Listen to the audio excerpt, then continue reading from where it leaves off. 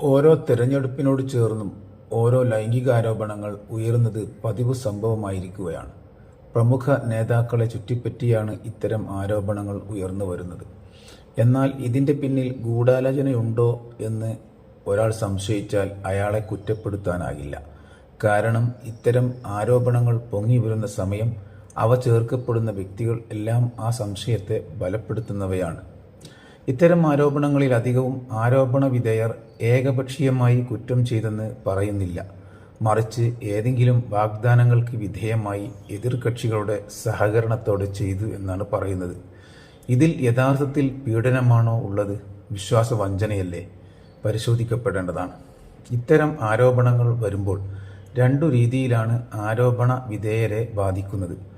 ഒന്ന്, സ്വന്തം പാർട്ടിയിലുള്ള അസൂയാലുക്കളും എതിരാളികളും ഇത് ലക്ഷ്യസാക്ഷാത്കാരത്തിനുള്ള അവസരമാക്കുന്നു.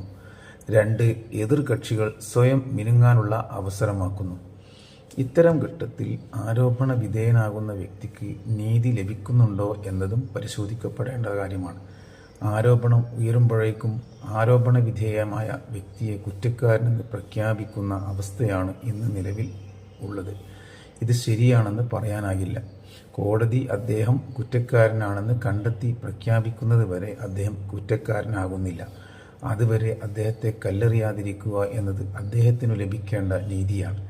വർഷങ്ങളോളം തടവിൽ കഴിഞ്ഞ് നിരപരാധികളെന്ന് കോടതി കണ്ടെത്തി പുറത്തുവിടുന്ന പല സംഭവങ്ങളും നമ്മുടെ മുമ്പിലുണ്ട്.